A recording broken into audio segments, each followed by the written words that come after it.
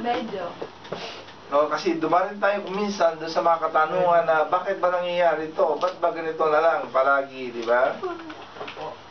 Dito natin maunawaan dahil kasi ang pamagat po ng ating mensahe ngayon ay understanding the seasons of life.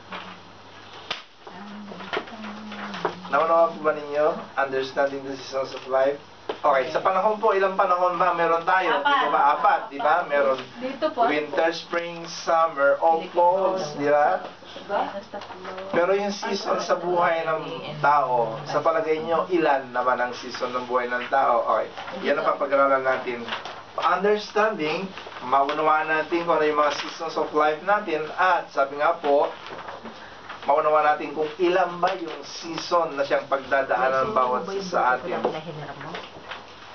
Madaan po tayo sa season, ibig sabihin ay understanding the seasons of life, no? Uunawaan natin yung mga pangyayari sa buhay ng bansa sa atin. Ito po doon sa Genesis chapter 2 verse 22. Ang sabi, as long as the earth remains, no? Ito po nung nilikha ng Diyos ang sanlibutan, ang sabi nga po yung kinalalagyan natin ngayon. Ang sabi po niya doon sa Genesis chapter 2, as long as the earth remains, sabi ganun, there will be springtime and harvest, cold and heat, no? Winter and summer, day and night. So, itinakda po ng Diyos yung mga panahon na siyang, sabi nga po, pagdadaanan ng bawat sa atin.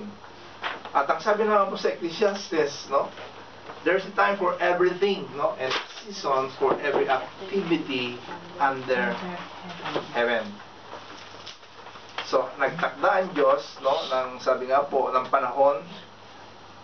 Pagkatapos, sabi naman sa Ecclesiastes, nagtakda rin po ang Diyos, no, na kung saan pagdadaanan ng tao ang mga panahon na ito. Salamat po Diyos sa mensahe mo. Lord, salamat po Diyos na Ikaw, Diyos, ang siya magtuturo sa amin sa oras na ito. Na Lord, inaalay namin ang pag-aaral na ito, Diyos. Lord, manguna ka, Panginoon, Lord God. Lord, ibuhos mo ang anointing mo sa amin upang maunawa namin ang kahalagahan, Panginoon, ng mensahe na siyang ipapahayag mo. We thank you so much and we bring back to you all the praises, all the honor, and all the glory, and in Jesus' name we pray. Amen. Amen. Okay, so, dito po sa ating pag-aaralan na mga sabi nga po, the seasons of life, no, ay 5 bagay po yung makikita natin dyan. Na ang sabi po, there are 5 facts about the seasons of life. Meron pong 5 katotohanan na dapat natin malaman, no? Na kapag hindi po natin maunawaan ito, alam nyo, malilito po tayo palagi. At magtatanong tayo palagi ng bakit, di po ba? Yung katanungan na bakit ay hindi dapat natin sasabihin sa Diyos, di ba ba? Hindi dapat bakit, kundi, Lord, ano ba ang ipinapakita mo sa amin sa sitwasyon na kinalagyan namin? Now, ito po yung gusto kong makita natin ngayon. Ano ba yung dapat natin makita doon sa mga panahon, no? Doon sa mga, sabi nga po, doon sa mga seasons na siyang pagdadaanan ng bawat sa atin. So, 5 bagay po, 5 katotohanan dapat natin makita, no? Doon sa mga sitwasyon na kung saan makikita natin na bakit nangyayari ang mga bagay na ito. Okay, ano ba yung mga 5 facts na yun? Ano ba yung mga katotohanan na yun? Number 1 po, no? Ang isang katotohanan na sabi nga po, na unang-unang dapat natin makita, sabi po dyan, they are beyond my control. Ibig sabihin, we can control, sabi nga nun, how, when, where, and why it happens. Okay? Wala po sa kapangyarihan natin pumigil ang mga bagay na dumarating sa buhay natin. Tandaan po niyo yan. Pinapahintulutan po ng Diyos yan. Tandaan po ninyo, alam niyo, yung mga sitwasyon po na pinagdadaanan natin, katulad niya, kung sakaling meron tayong mga trials na nangyayari, alam niyo, 3 bagay po yung dapat natin tignan na gumagawa nito sa buhay natin. Kung minsan sabi natin, ay, ang kalaban ang gumawa nito para sa akin. Di ba? Okay, minsan ang kalaban. Katapos minsan din po, ang Diyos ang nagpapahintulot. Di ba ba? Alam niyo nangyari kay Job. Di ba ba? Bakit dumaan si Job na ba pinahintulutan ng Diyos? At ang masakla pa, nakiusap pa yung Diablo na sabi nga, pwede ko bang subukan yung anak mong si Job? Kaya? So, kuminsan pinapayagan po ng Diyos, di ba ba? At sabi nga po, yan na nga po, ang kalaban, ang talagang numero unong gumagawa ng dahilan. Pero alam nyo, ang nakakalungkot, na kapag hindi natin maunawaan, karamihan sa mga problemang dumarating sa buhay natin, alam nyo kung sino nagdudulot nito? Sarili natin. Alam nyo? So, tatlo-tatlo, di ba, yung gumaganap na kahit sabi nga po, hindi natin kontrolado. Hindi natin kontrolado. Saan ba natin makikita yan? Okay. Sabi po dun sa John chapter 22, 21, sabi nga, God controls the times and the seasons, no? He makes and unmakes king. Nakita po ninyo yung kapangyarihan ng Diyos? He makes and unmakes king, and then He controls the time. Kontrolado niya ang mga pangyayari po sa buhay ng bawat isa sa atin. Tandaan po ninyo. Kontrolado niya. Bakit sabi nga po, ano ba yung ilustrasyon na makikita po natin dito sa, sabi nga po, they are beyond control. Alam nyo, tayo po ay nagdaan lahat doon na kung saan ay nag-aaral po tayo, hindi po ba? Nag-aaral tayo, nag-high school pa tayo, nag-aaral tayo doon sa, papunta tayo sa koleyo. Di ba, nung nasa elementary pa tayo, napakarami natin mga ambisyon, di ba, sa buhay. Hanggang sa dumating tayo doon sa high school, papuntang college na nawala na yata yung ambisyon natin na yon, di ba? Nagbago na. Kita nyo? Nakita nyo yung mga bagay na hindi natin kontrolado? Pero kung titignan ninyo, nung nakatapos kayo, dun sa, sabi nga, dun sa kursong kinuha ninyo, makikita nyo na para bang okay yata itong kursong nakuha ko. Pero kung minsan din, parang hindi yata tama, di ba ba? Parang gano'n. Nakita nyo, hindi po nyo kontrolado ang mga, sabi nga po, sitwasyon na pinagdadaanan ninyo. Pero purihin po ang Panginoon, dahil sabi po dun sa Lucas, no? Sa Matthew chapter 16:35, no? If you try to keep your life, sabi nga for yourself, no? You will lose it. But if you give up your life for me, you will find true life, sabi nga nun. Kita nyo? Na kung hindi man natin kontrolado, iisa lang makakontrol sa buhay natin. As long, sabi nga po, ay talagang total surrender tayo sa Kanya. Nakabless nga yung isang shoutout kanina sa Facebook Sabi niya, pwede akong gumawa ng istorya. Sabi nga, may libro yung story. Napatingin talaga ako sa part na yun. Ba't ka tulitin? Alam ko yung nag-shoutout ko. Nakita nyo? Ito, ibig sabihin, naunawaan po natin Yes. Hindi natin kayang kontrolin yung buhay natin. Isa lang makakapag-control. Nyo? Okay, ulitin na sa basahin niya. If you try to keep your life for yourself, sabi nga you will lose it. But if you give up your life for me, ibinigay mo, pero hindi dapat para sa'yo. Okay? Dahil kasi wala tayong magagawa talaga Pero kung ibibigay mo sa Kanya, di ba? Yes. Alam niyo, ito po yung ilustrasyon ng magpapalayok Di ba? Yung magpapalayok, nakita niya hindi tama yung ginawa niya, hinubog niya ulit. Ano? So, ibig sabihin, siya pa rin ang gumagawa Siya pa rin ang manlililok. Hindi tayo ang manlililok doon sa buhay natin. At alalahanin natin, di ba, ang lahat po na magpapalayok, sabi nga po, yung magpapalayok na gumagawa sa buhay natin, perfecto ito Di ba? Nagagawa tayong perfecto niya. As long, sabi nga po, ay talagang ipagkakatiwala natin sa Kanya yung pagmamaniobra. Okay, so they are beyond my control, no? God controls the times and seasons. He makes and unmakes kings. Number one, yan ang number one. Na hindi natin kontrolado ang mga pangyayari sa buhay natin. Okay, number two. They are often, hindi na natin kontrolado. Okay. They are often confusing. Diba? Para bang, ano ba ito, pinapag-aralan natin na ito. Nakakalito yata, hindi na natin kontrolado, nako-confuse pa tayo. Diba? Pero alam nyo, ito po yung katotohanan na sinabi ng Diyos Ang sabi niya, God does everything just right and on time. Ano sabi niya? But people can never completely understand what He is doing.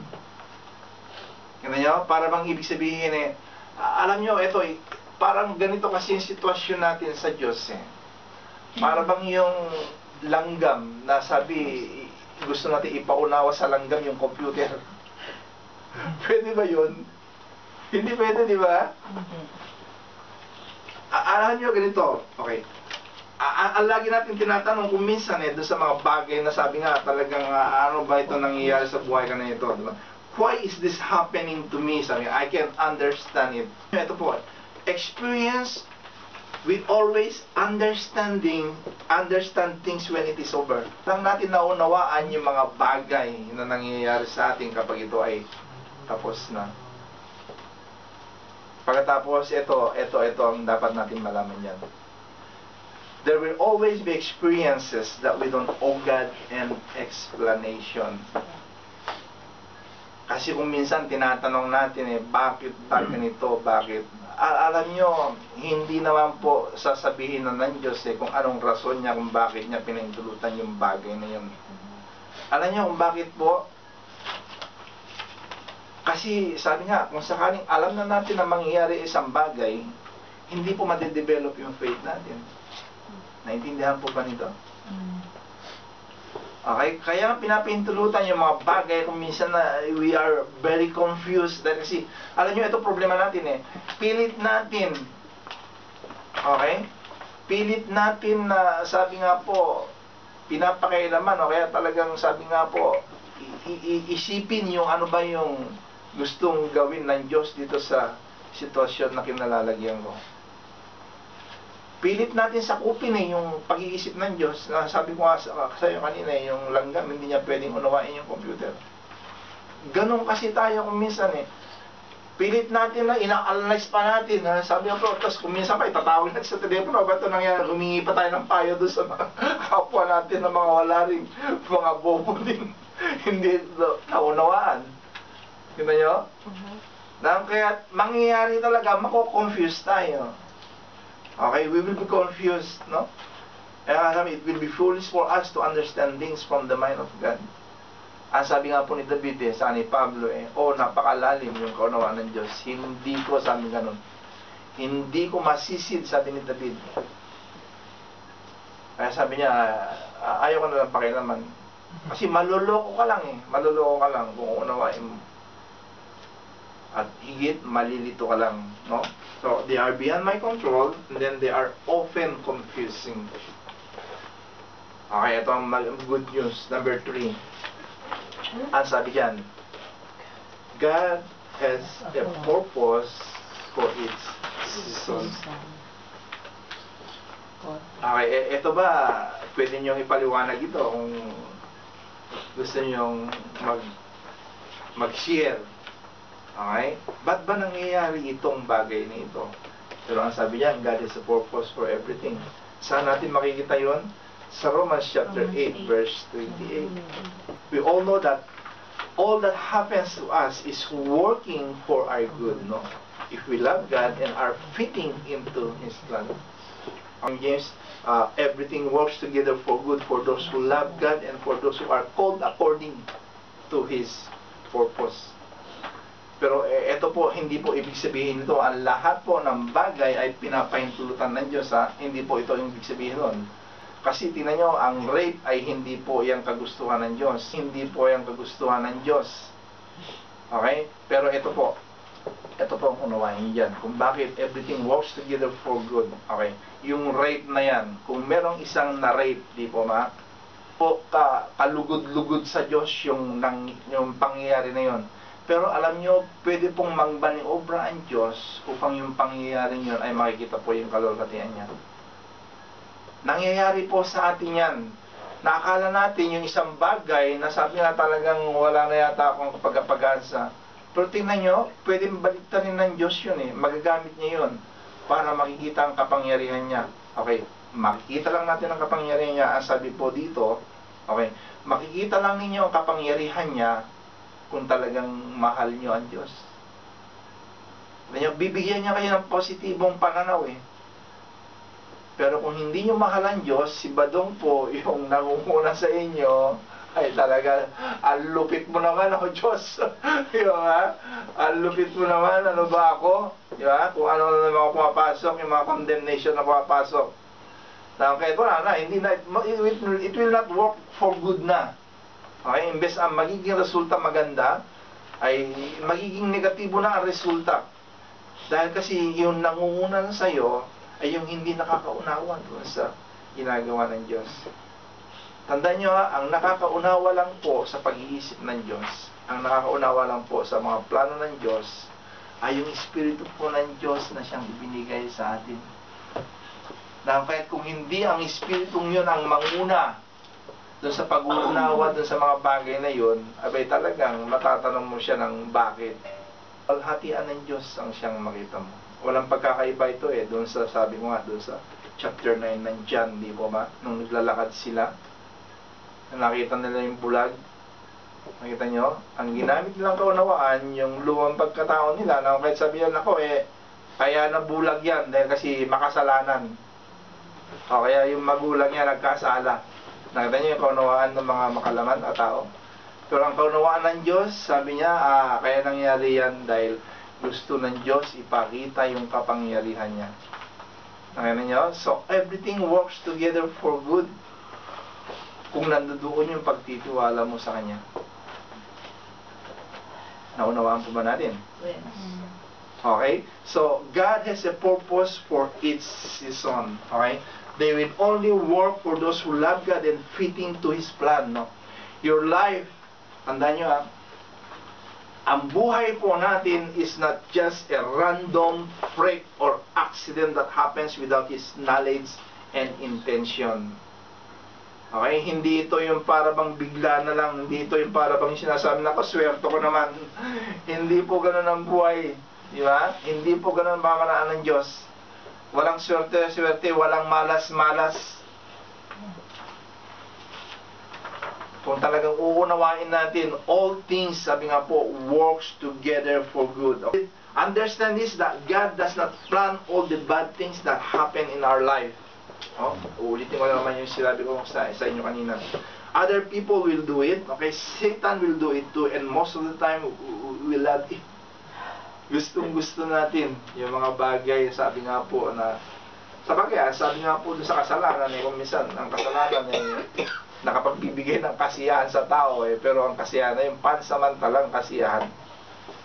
But He does have a purpose in every situation in our life. Itong kagandahan dito maski man nagkaroon tayo ng bulilyaso, maski man naging palpak yung mga desisyon natin, ito yung ibig sabihin that everything will work together for good for those who love God and for those who are called according to His purpose. Dapat kung maunawaan po natin ito, ibig po sabihin nito alam nyo, wala pong maling pangyayari sa buhay natin kung ipagkakatiwala natin sa atin. So number 3, God has a purpose for each season. Okay, number 4. Seasons, sabi nga ito, ang mga seasons ito, mga pangyayaring ito, includes, sabi nga nun, both good and bad times. Kita nyo? Kakapapaliwanag lang natin kanina, di ba? Na talagang everything works together for good, di ba? So yung good times saka bad times ay good pa rin.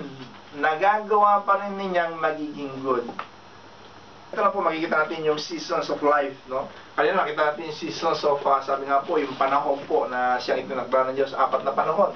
Sabi nga, winter, spring, summer, or fall. Pero alam nyo, ang season po sa buhay ng tao ay hindi lang po 4. Kundi sabi nga po, alam nyo, 12 po yung nakalagay dyan, 12. Ang sabi dyan, there is a time to be born and to die. Ano?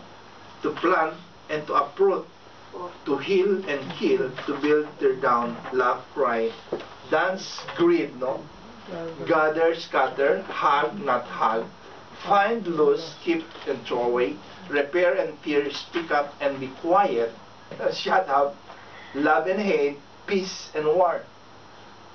Nakita nyo? Na kahit kung meron palang mga pangyayari na talagang sabi nga po, suklam na suklam ka, talagang pinapahintulutan ng Diyos yun. Kasi tandaan natin na kaya po pinapahintulutan ng Diyos yung mga pinagdadaanan para po tayo ay matuto. Na naman natin, di ba? Kung ibabalik na naman po natin yung layunin kung bakit pinapahintulutan po ng Diyos ang lahat ng mga ito na pinagdadaanan natin. Kasi yung pupuntahan po nating lugar pagkatapos natin dito ay mas mahalaga. Sabi nga po dun sa pinapag-aralan natin dun sa purpose-driven life alam nyo, ang dadalhin mo po sa langit ay hindi po yung karir mo, yung karakter mo. Ano? Kahit kung karakter na na-develop, nagpa-develop ka sa kanya, iyon ang magiging, sabi nga po, well done and faithful servant, sabi nga, enter ye in my presence. Well done. You know? Alam niyo, ito po yung katotohanan na dun sa mga maton, dun sa mga siga na born again, nung nagpasakop sila sa Diyos, makita niyo yung pagbabago nangyayari sa kanila. You know? Napahintulutan po ng Diyos, no? Lahat ng sabi nga po, good or bad times, no? Talagang sabi nga, iyan po ay talagang pagdadaanan po natin lahat yan. Kaya nga lang, sabi nga po, kung hindi natin naunawaan, lalo sa umpisa, kung hindi natin naunawaan, sabi nga, that they are beyond my control, that they are often confusing, sabi nga, that they are with a purpose for its season. Alam nyo, malilito po tayo kung hindi po natin maunawaan. 12 po yung sinabi nga po na season ng buhay ng tao. At kita nyo, meron pa yung hug and not hug. Gather and scatter. Yung ba? Saan natin makikita ito? Yung gather and scatter. Sa bahay. Sa bahay ng amo. Gather. Sa bahay ni Madam Bina. Sa bahay ng amo. Sila mag-scatter, di tayo mag-gather. Sa bagay nga. Tear down, sabi nga nun, laugh and cry, dance and grieve, no? So, nangyayari, normal lang talaga. Normal. Yeah. Diba? Diba, dumarating tayo kung minsan na talagang nanlalambot tayo, nanghihina tayo, nadi-discourage tayo. Diba? Eh, yun pala talagang season pa ngayon. Talagang normal lang nangyayari sa atin. Seasonan. Sabi nga, peace and war, love and hate, speak up and be quiet. Sabi nga nun. Diba? Yes. So, talagang pinapahintulutan ng Diyos. Oh. Last, ano ba yung last? No? Number 5. What I saw in one season. Ito na, ito po kanina yung mensahe ni Rosel. I will reap in another season.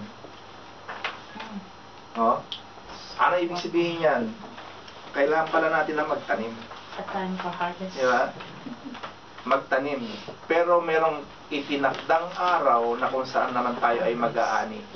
Pero kung minsan meron din instant, di ba? Pero alam nyo, mas maganda po yung talagang medyo patagal na panahon na talagang aanihin natin. Di ba? Mag-aani po tayo. Kagabi nga, ay may nagpasalamat dyan sa magandang ani. Di ba? Bakit ka napag-aani? Dahil kasi nagtanim di ba? Tayo kanina tungkol dun sa, sabi nga po, dun sa ating labo, natanim tayo doon. Kita nyo? At alam nyo, ito ang pinakamagandang dapat nating itanim yung salita ng Diyos. Yes. Di ba, pinag-aralan namin kagabi, di ba? That my words that go out from my mouth, it shall not come back unto me void. At ikinumpara ito dun sa ulan Alam nyo, ito yung kapangyarihan ng salita ng Diyos Okay, ito yung gusto kong i-expound dito sabi sa Isaiah 55:11 mo, ang sabi dyan sa so is my word that goes out from my mouth. Sabi ganun. It will not return unto me empty, but will accomplish what I desire, achieve the purpose for which I sent. Alam nyo, kayo lahat naka-experience nito. Kayo lahat naka-experience. Na ang makatotohanan na siyang pinanghawakan nyo ngayon, ang makatotohanan na siyang, sabi nga, nagbago ng mga pag-uugali ninyo, yung pananaw ninyo, prinsipyo ninyo. Alam nyo kung saan ang katotohanan na yun? Yun po, ito yung salita ng Diyos. Nakita nyo yung gaano kapangyarihan po ang salita ng Diyos sa buhay natin? Alam nyo, kung titignan po ninyo yung kapangyarihan ng salita ng Diyos, sabi nga, I am the way, the truth, and the life. No one can come to the Father except through me. Pagkatapos yung salita ng Diyos na, greater is He who is in us than He who is in the world. Alam nyo, kung hindi po natin alam yung makatotohanan na yun, alam nyo, prastado tayo palagi. Pero nagpapasalamat tayo dahil kasi yung katotohanan na yan, yan ang talagang sabi nga po, nagiging tungkod natin upang makatayo tayo eh. Maski man talagang lugmok na tayo, bagsak na tayo. Pero kung panghahawakan natin yung katotohanan, sabi nga po, talagang tatayo na tayo. Kasi hindi mo siya pwedeng sabihin na sinungaling ka Diyos. Hindi pwede. Kaya lang, ito nga ang tanong. Kaya nagtatanim ka ba? Salita siya, sabi nga doon. Okay. Paano natin itinatanim ito sa ating sarili para at least magiging tungkod natin pagdating ng mga bagyo na din pinagdadaanan natin? Paano yung pagtatanim na gagawin natin? Sige nga, si Ami nga.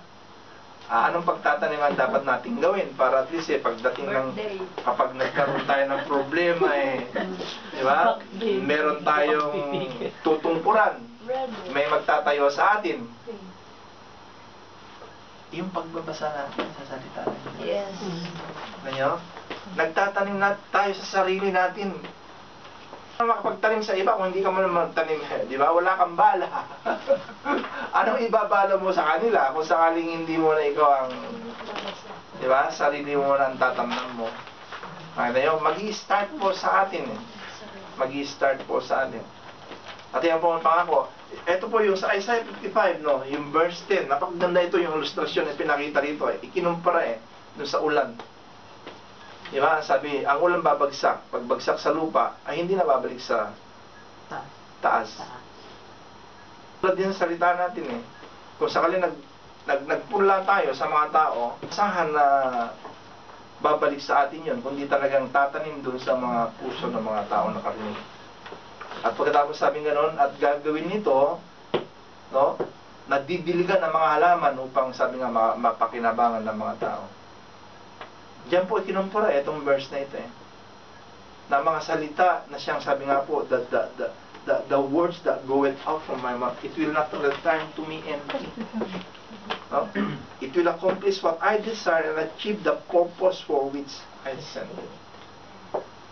Kaya lang kapag tayo magtanim, ay meron tayo nito dapat. Yan. Let us not be weary in well-doing, for in due season, sabi ganon, we shall reap if we faint not. So, meron pong pag-harvest. Kaya nga lang, sabi nga po, do not be weary and faint not.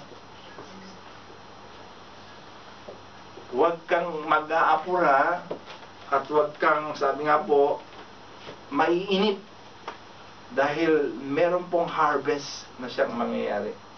There will be harvest time. Yung mga bagay na dapat natin malaman, yung mga katotohanan, no? Number 1 po, ang sabi po doon.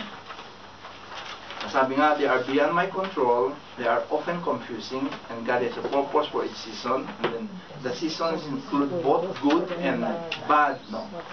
And then number 5, what I saw in one season, I will reap in another season.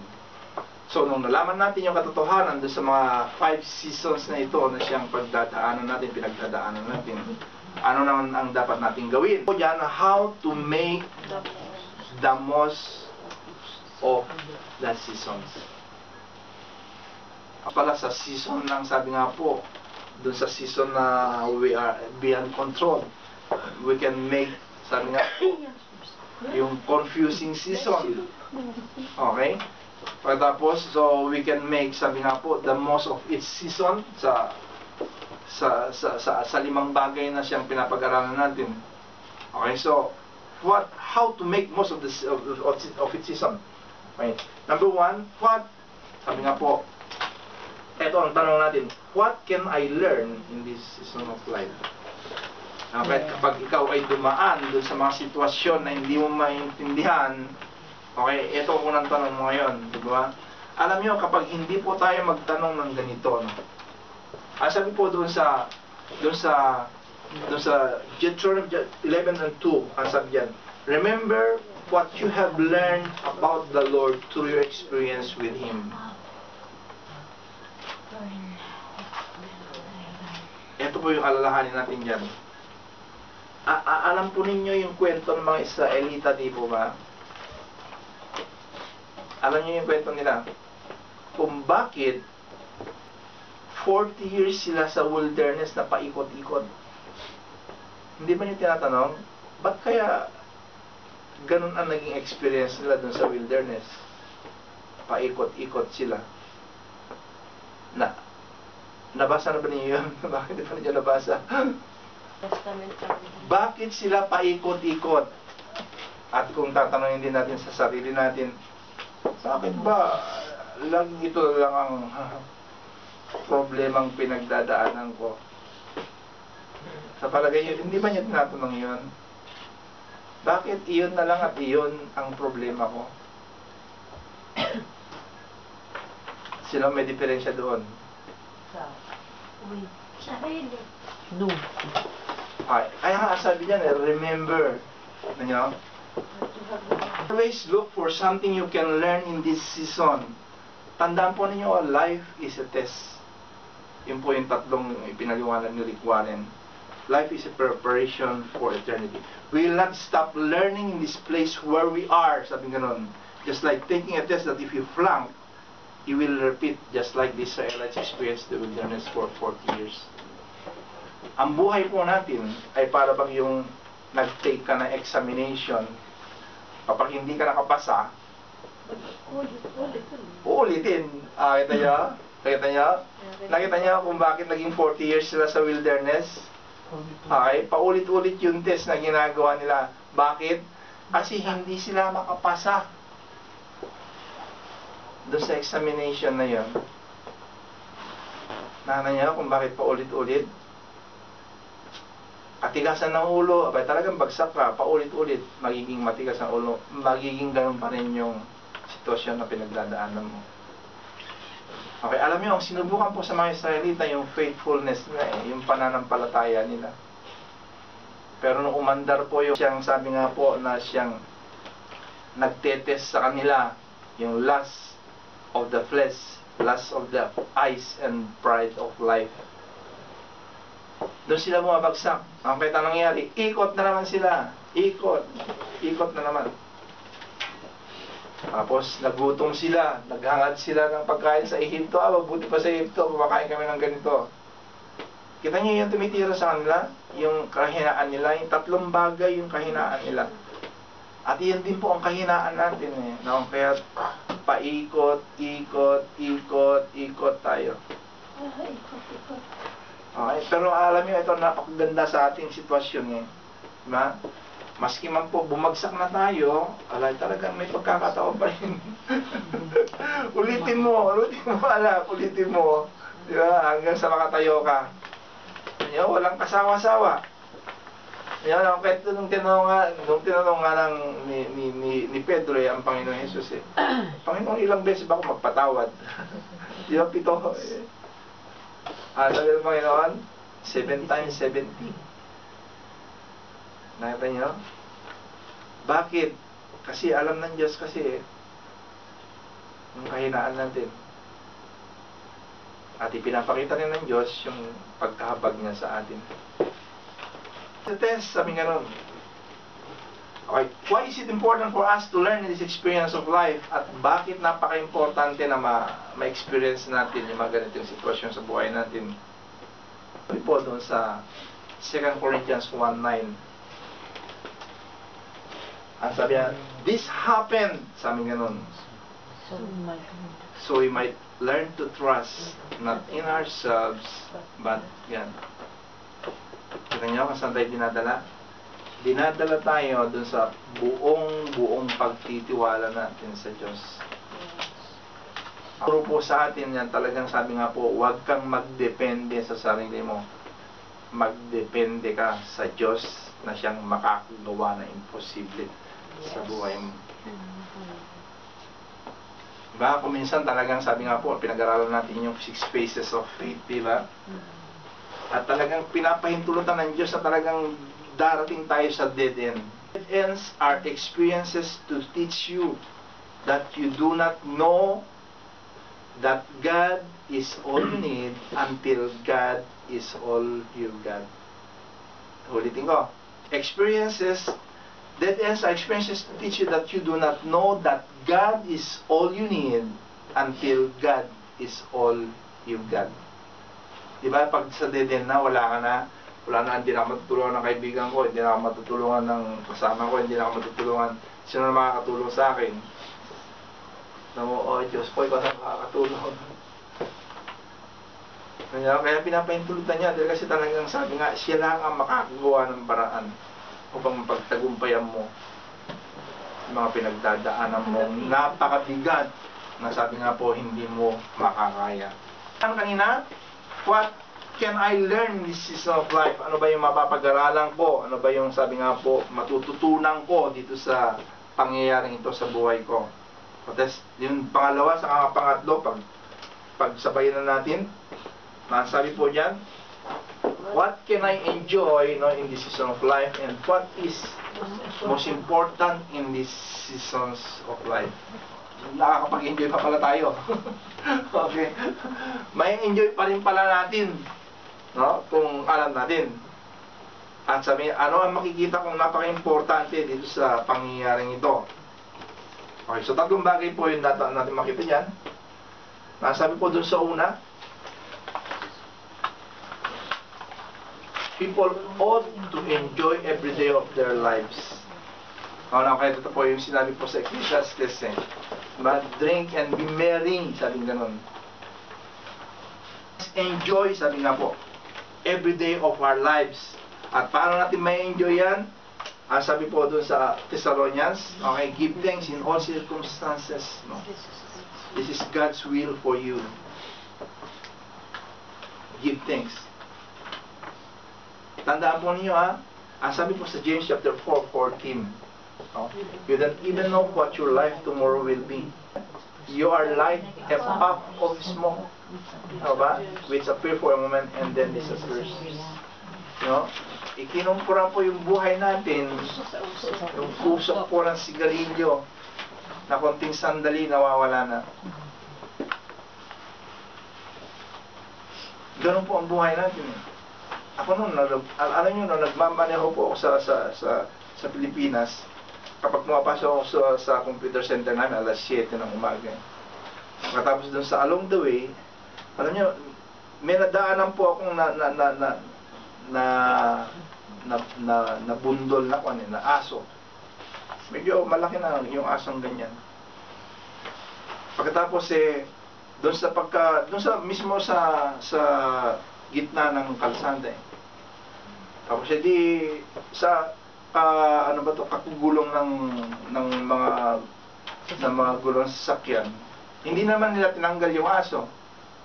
Talagang ginulungan, talagang dinadaanan talaga ng mga sasakyan. Tapos nung pag-uwi ko ng medyo gabi na, siguro alas 7, ba't umuwi ako ng mga alas 6. Abay, nakita ko yung aso flat na. Ganun kadali, kita nyo? Ganun kadali. Sa kadadaan ng gulong, nawala na yung aso. Ganun po yung buhay ng tao Sandali lang. Wala ka na. Amen? So, ang ibig sabihin yan, time is life, and life is short. Life is short. You don't even know what your life tomorrow will be. Ang sabi niyan, you are like a puff of smoke which appears for a moment and then disappears. Pero alam niyo, ito po yung time na dapat natin makita dito sa panahon.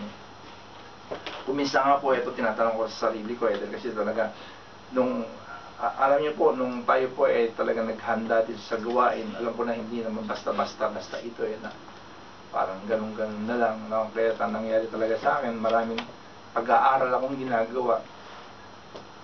Kaya kuminsan yung time talaga sa pamilya, sa Pilipinas, kuminsan hindi ko na sila nakakausap dahil kasi talagang fully concentrated ako.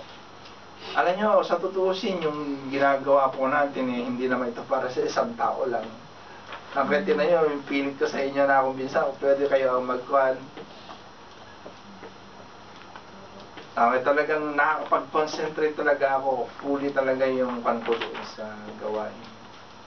Pero alam ko, parang katulad din ng pag-aaral kasi ito eh. Di ba? Nung tayo po ay nag-college, hanggang 4 years lang naman. Pagkatapos ng 4 years, nag-ani ka na. Di ba? Kahit meron pong panahon talaga nila na nakalaan na talagang may sakripisyo po tayong pagdadaanan. Ano nga po, there will be a time to develop bonding, no? There will be a time to greet and say thank you. There will be a time to share testimony. And there will be a time to show you care. Natin yan doon sa binasa natin kanina. There is time for everything and a season for every activity under heaven. At sabi po doon sa Ephesians, no?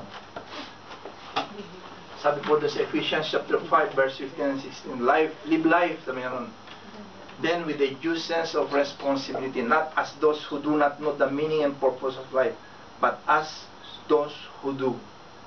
Ang sabi niya, make the best use of your time, despite, sabi nga nun, all of the difficulties these days. Okay, make use of the time. Ang sabi po, what is important for you to do now? Okay, ito po ang dapat natin tanungin.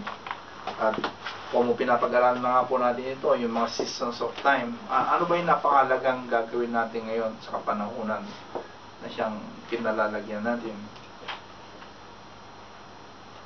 Na kung titingnan natin katulad yan, nung ako po ay kasama na ni Sister Digna nung nasa Cans kami. Tapos yung mga anak ko, sila Rosel at si Jerome, andun na sila sa high school. Mag-high school na sila.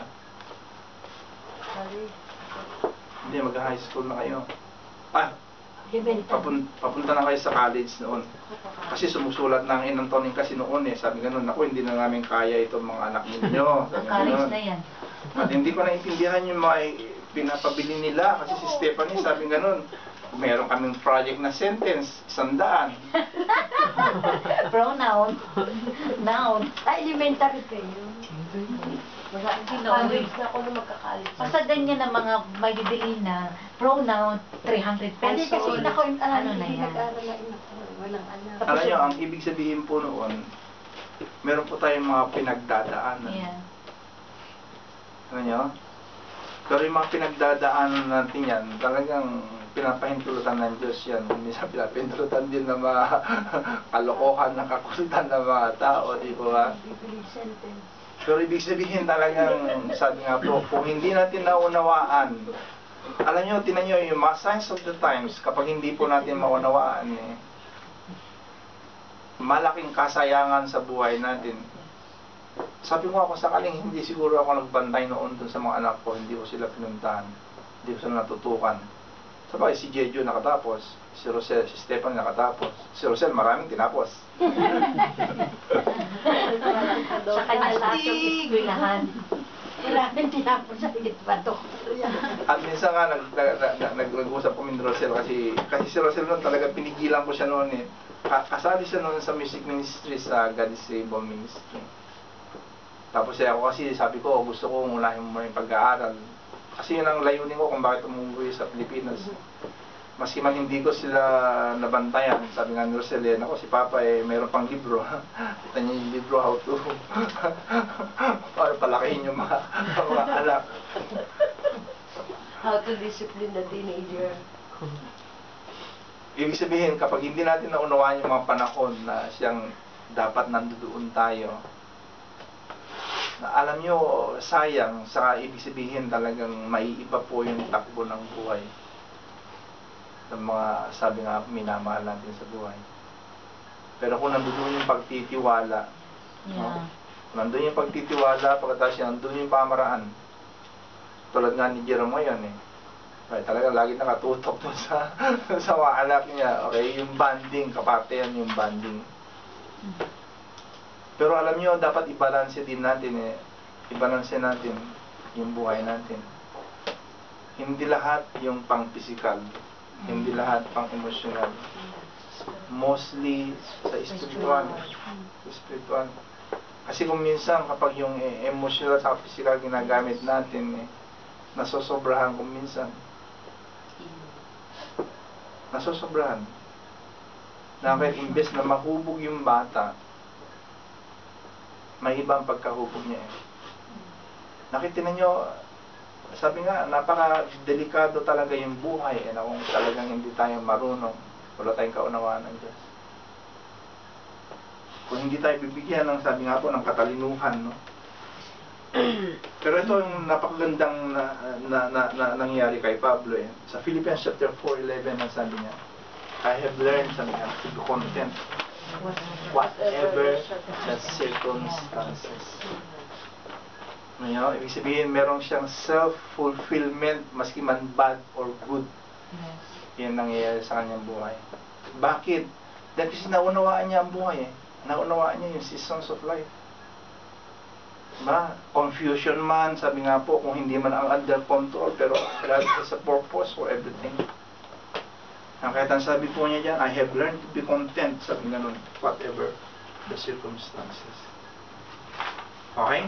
So, number 1, kanina, what can I learn in this season of life? What can I enjoy? No, what is important is one. And then number 4, no? Ito na po. How can, sabi nga nun, I help others in this season of life? Paano tayo makakatulong sa mga nangangailangan dito sa, sabi nga, season of life? Ito papasok na yung evangelism natin, di ba? Ito papasok yung health ministry natin na kung saan eh, tulad niya may buntis eh, nasa na kayo si Anne, si Nina. kung saan tayo makatulong, di ba? Patapos kung sila may suggest natin, di ba? Makatulong dun sa mga yon. Okay. Bakit ganun tayo? Ito kasi tayo eh, di ba? Sa Ephesians chapter 2 verse 10. Sabi, for we are God's handiwork, no? Created in Christ Jesus to do good works. Kita nyo? Which God prepared in advance for us to do. Kita nyo? Meron tayong kalikasan na ibinigay ng Diyos na talagang yung pagkukusa natin. Di ba? Hindi pa nagpagpahinga si Flore, ano kaya lulutuin? Nakita niyo yung built-in na siyang, nakita niyo? Masaya tayo doon. Di ba ba? Doon sa ginagawa natin, masaya tayo. So, how can I help others in this season of life? What good can I do? Okay? Alam niyo, ito po ang isang problema ang dapat natin maunawaan dito eh. Kasi kung minsan, ito po ang procrastination ang tawag doon eh. Sabi nga nun, ay hindi pa ako para dyan. Ay hindi ko pa panahon para dyan. Di ba? Hindi pa ako nakahanda. Di ba? Meron tayong mga pangangatiwiran na ganun. Alam nyo, ito ang dapat nyo malaman. Okay? Do not wait for things to settle down. Di ba kung minsan, ay hindi pa yata panahon para ako dyan, ay hindi pa yata yan ang tinakdang. Di ba meron mga ganun tayo, mga procrastination, ay hindi pa ako marunong dyan, hindi pa ako nakahanda dyan. Di ba? Alam nyo, sa totoo lang, no? Hindi po magsisettle down ang mga alalahanin mo na yan sa buhay. Hindi po magsisettle down yan. Might miss the season that is intended for you to help others. Alam niyo, opportunity strike once. Katulad po sa atin, hindi na po kayo ini-encourage yan nung mga nakakita ng gift ninyo kung hindi nyo kaya yung bagay na siyang inare-request nilang gawin ninyo. Naintindihan po ba ninyo yan? Eh kung si Beatrice lang, kung kinulit lang kinulit yan eh. Eh ngayon eh, pwede na mag-opening prayer yan. Ayan. Pati rin si Dati talaga na po. Sabi niya, siya na ngayon mag-closing prayer. tatay sabi niya, sikwan na lang. Ikaw nga din mag-gulo. Pero pakinggan nyo ngayon mag-pray si Beatrice. Natural ang dating. Ayan. Amen. Pero kung pinakinggan natin, ako sa kanila lang. Alam nyo, hindi po. Sabi nga, hindi. Yummy nga eh, good na eh. Hindi sa amin, hindi natin tinawagan ngayon yan. Di ba? Yeah. Kaya tinan yung pagkukusa ng nangyayari sa atin. Amen. Amen. Tsaka marunong na rin siya mag-closing prayer. Siya na Sa birthday na lang yan. Life, Magulo, no? ah. In every seasons of life, you have this unique opportunity to help others, no? In that season that will not be repeated again. You know, minsan lang na nangyayari sa buhay natin. Minsan lang, lalo na yung mga nakakausap natin sa metro, minsan lang yan. Alam nyo, hindi po aksidente na dinala tayo doon upang makausap natin yung bagay na yun. Tapos hanggang yun na magiging communication natin hanggang sa doon na mag-uumpisa. You know? Pero pag pinalagpas mo, ako magpahinga na pala ako rito, wala akong pakialam niya sa mga, di ba? Meron tayo mga ganun pag-uugali kung minsan. Opo. Pero nag-uudyok talaga yung nasa loob natin. Kausapin mo yan. Kausapin mo. Alam nyo, leading po yun ng banal na espiritu kapag ganun. Leading po yun. Ibig sabihin, meron ka anointing. Okay, maski man hindi mo siya madala, makausap mo lang siya. May pakita lang yung liwanag na nasa iyo. Lagi siya may kausap. Okay, ang sabi po sa Proverbs chapter 3, no? Yan ang calling. Verse 27, ang sabi po dyan. Okay, whenever you are able, no? Ang sabi po dyan, do good to people who need help. Amen. Do good to people who need help. Minsan lang po yung pagkakataon. Nakagawa tayo. Kaya nga po, tama po yung sinabi kanina Rosel, na sa kanya makakita ka dyan ng namamalimos, huwag mo na sabihin pang-inom niya. Ay, ganun po ako. Talagang Pang-inom lang yan. may pagpupusa ka, bala na. Basta ang nakakita ang Diyos. Alam nyo, ito po yung dapat natin makita eh. Alam nyo, kapag sinabi mo, pang-inom mo lang yan, sino yung taong yun? Di ba Si sila Padong. Nakita nyo?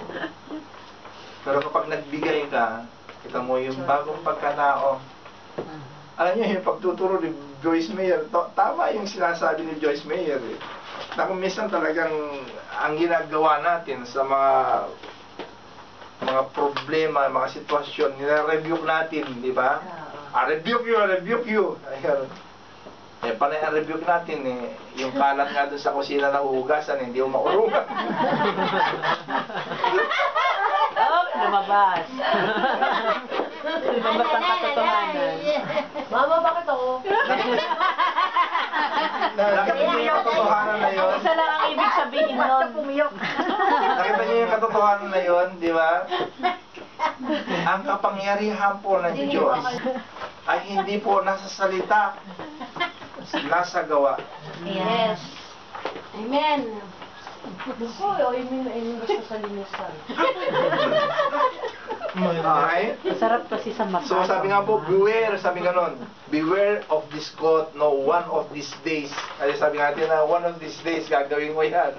One of these days, tatawagan kita, one of these days, papadalang kita ng one of these days. Isang taon. Gawin mo na. Gawin mo na. days. Sige, simbaan ko. Okay? Sabi nga, we will never get anything done, no? Alam nyo, ito po, makinig kayo. Ito po, makinig kayo.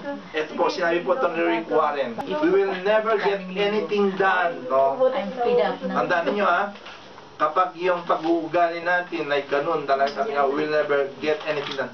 Most people, sabi nga nun, are so miserable in life because of two reasons. Nagiging miserable po ang buhay ng tao. Number one, ito, they spend mostly of their time regretting the past. Hindi makalpas sa kalimutan. Ano ba? Lagi silang nakatutok dun sa mga nakaraan. Paano makakaganda? Hindi sila makamove on. They spend mostly of their time regretting the past and all their time worrying about the future. Diba? Ito po sinabi doon sa Matthew chapter 6 verse 33 na wag niyong. At hindi lang yan. Nagre-regret din sila dun sa past. Okay? Pagkatapos nag-worry sa future. And then they spend the present procrastinating today. That is why they never get anything done. Diba? Imbes na magawa na sana nila, ay sa kanilang bukas na lang. O kaya mamaya na lang. Hanggang sa wala nang nagawa. Nag-sibmer naman po kaya lang na overtime na. May nagawa sa pag-iisip. Overtime na. Nakita nyo? Kaya sabi nga po, ito po yung mga buhay ng mga miserableng tao. Kapag meron kang ganitong pag-uugali, focus sa nakaraan mo, ay magpakawala ka na, move on. So, yun ang pag-aaral natin kay Jos Meyer. Sabi niya, move on, move on. Tapos hindi lang yun, kundi namumroblema ka, naku, eto na po, sahod na naman, magkakasya kaya ito. Talaga pong ano lang, makatotohanan. Pero di ba, ito yung issue na pinag-aralan natin di ba? Nasabi nga po, they are beyond my control. Yes, it is. Tapos they are often confusing. Ano, confused naman to, sumawad pa ako at diretso lang naman pala dun sa pag-i-entrek. Wala mo na nakawa ka. Makakabawasan pa ng Romania. Parang si mama yun, Parang ako din. Tayo yun, ikaw naman ang damay ka. Parang tayo. So, sabi nga po, wag po tayong maging miserable na gayahin po natin. Alam nyo, ito po, the secret of happiness. No? Alam po ba ninyo kung ano po yung sekreto ng kaligayahan? The secret of happiness is service. Service. Service, hindi yung serve me.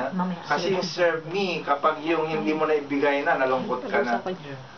Pero kung serve others, ang pag-serve others, hindi lang naman sa financial Okay, pag-serve, katulad nga kanina ng Sister Ding na sabi niya, sumasal na siya, gusto kong puntahan kita dyan, nagdahatid ka sa hospital. Nakita niyo? Salita lang, pero ang dating. Bigatin. Sino po ang hihatid sa ospital? Ay yung siningning. Sino po Nakita ninyo? Okay, so ito po yung sabi nga po na dapat natin, sabi nga sa Ecclesiastes 11:4, sabi nga, if you wait, ito, tinan nyo if you wait for perfect conditions, you will never get anything done. Procrastination, saka na lang, siguro bukas na lang. Sunday na lang. Sunday na lang. Tsaka sunod na Mamaya lang. na lang. Susunod na Ay, lang. sarap na Wala pong mangyayari, sabi po Hanggang dyan. umabot na isang Okay? What is the right thing that you can do now is serving God in the body of Christ, no? Ano ba yung dapat natin ngayon gawin, no? Pero ito ang tanong ko, how serious are you in your growth to maturity? Seryoso upang hindi ka na gumagamit ng Pampers. Na bagay po yung gusto kong titignan natin dito sa ating pinag-aralan. Number 1, sabi ganon. Number 1, how serious are you? Okay, ano ba yung lessons to learn dun sa ating pinagdadaanan sa buhay? Pagkatapos, number 2, ano ba yung dapat yung i-enjoy sa mga experiences? Alam nyo, yung napag-aralan po natin, maski man hindi magandang experience, may enjoy pa rin natin. Yes. Bakit? Dahil kasi alam natin kikilos ang Diyos. Yes. Binibigyan natin ng Diyos na pagkakataon kumilos. And then, what are things to be grateful for? And then number 4, priorities to be set in this season of life that may be different in other season. No? People that I can do good to, okay? Ministries that I can have at this very moment, and ways that I can trust God right now. Ano ka ba nagtitiwala sa Diyos? Yung review po natin, sabi yan, number 1, na nangyayari po yung mga seasons because they are beyond my control. They are often confusing. Then God is purpose for each season. Number 4, the seasons for good and bad times. And then number 5, what I saw in one season, I will reap in one season. At alam natin na yung pong pagtatanim na ginagawa natin ngayon, inihanda lang tayo. Sabi nga po dun sa ano ba yun, yung mabungang harvest, di ba? Maski man hindi ka na magpamerienda. Kasi nandito naman sa paulis eh. Okay, let's pray. Thank you, God. Hallelujah. Lord, salamat o Diyos na natutunan namin, Panginoon, Lord God, yung kahalagahan, Panginoon, how to understand the seasons, Panginoon, Lord God, siyang pinagdadaanan ng bawat sa amin. Salamat o Diyos na ipinakita mo, Panginoon, Lord God, na Panginoon, ang lahat, Panginoon, ng panahon na siyang pagdadaanan namin,